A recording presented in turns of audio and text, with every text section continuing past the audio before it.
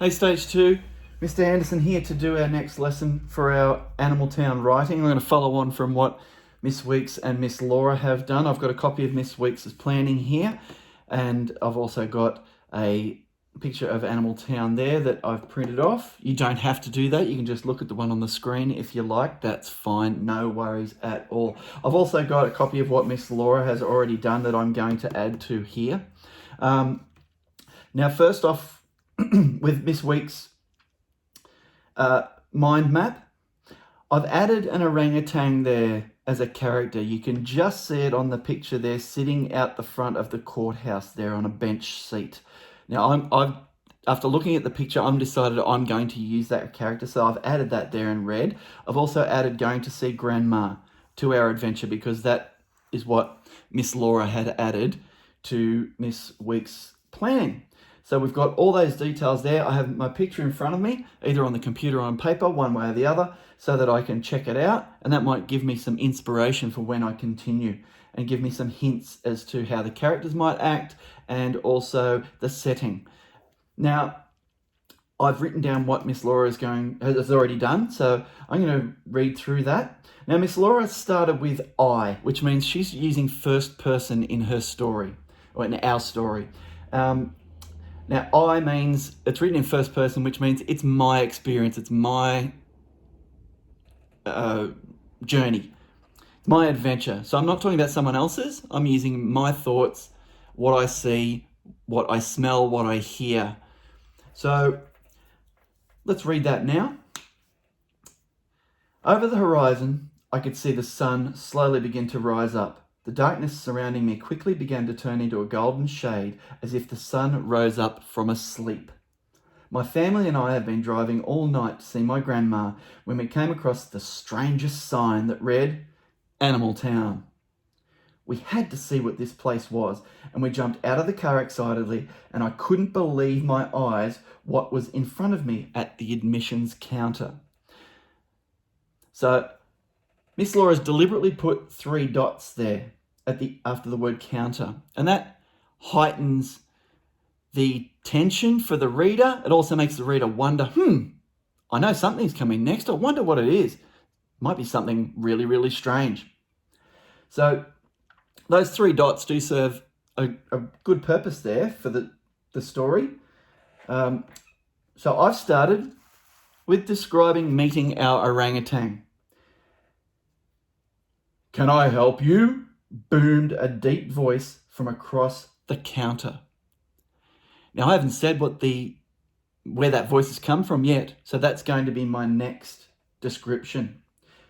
Now, I've used an adjective there of deep voice because I think that's what an orangutan might have. An orangutan might have a big, deep voice. They're a big animal. So that's what I've imagined. I've included that detail.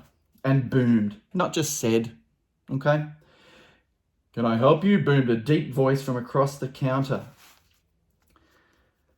Now I'm going to describe my character, what I see.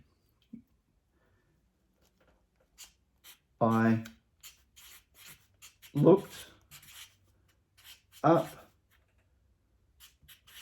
to see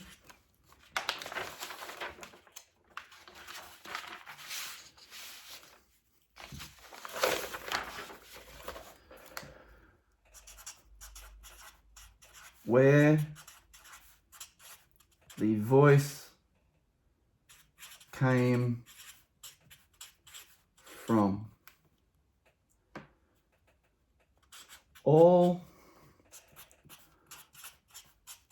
I could see was a huge orangutan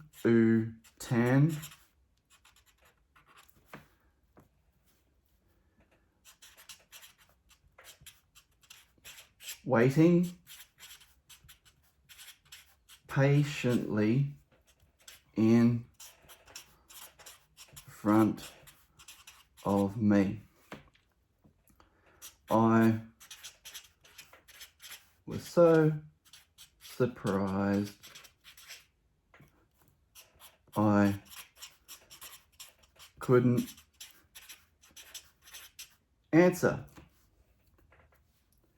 So there I've talked about whose voice that is and what my reaction is.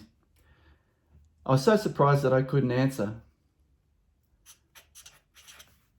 The orangutan said,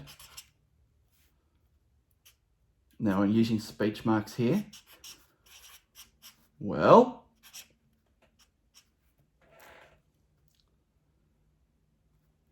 now I need to work out what my response is going to be. So the orangutan has asked, can I help you? And then there's the silence, and the orangutan said, well, waiting for what I'm going to say. Now, I think I'm still so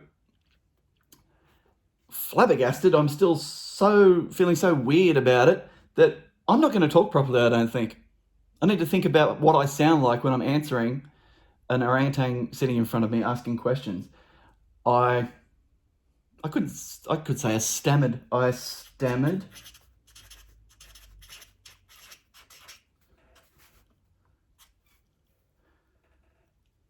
that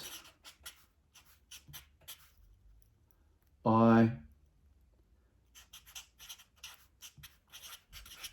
wanted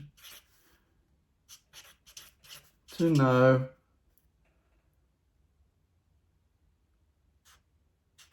what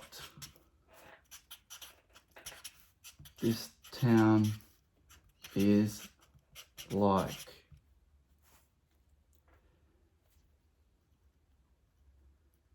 Now, I could say the orangutan again.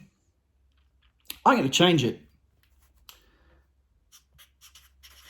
The huge orange animal. So I'm using some adjectives there. We've got huge and orange. There's lots more interesting ones I'm sure you guys could come up with for whatever animal you're talking about. The huge orange animal simply said, as you can see, it's not like any other place. And then I add end quotes and full stop.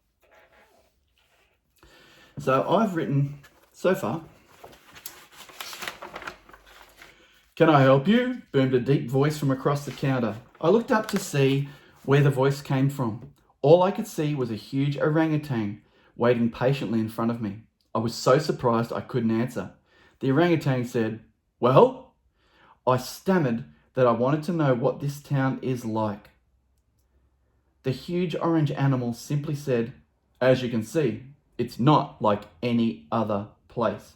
Now I can see there, I'm just reading back through that, because I'm revising and rereading, I can see that I've used the word huge twice there.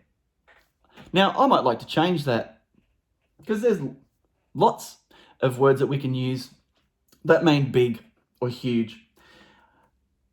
I'm just going to put a line through that, and I'm going to write enormous. The enormous orange animal simply said, as you can see, it's not like any other place. So that's better. I've gone over it. I've checked. You guys know that we always reread and revise and rewrite. Now this is a planning stage, okay? You can do whatever you like with this. It doesn't matter if the spelling's not right. You can go back, check things, change things. All good authors do. Okay, I'm going to leave that there, and we'll continue with some more. I hope you've enjoyed writing Animal Town so far. We can't wait to see what you guys are going to come up with. Take care. See you soon. Thanks, Stage 2.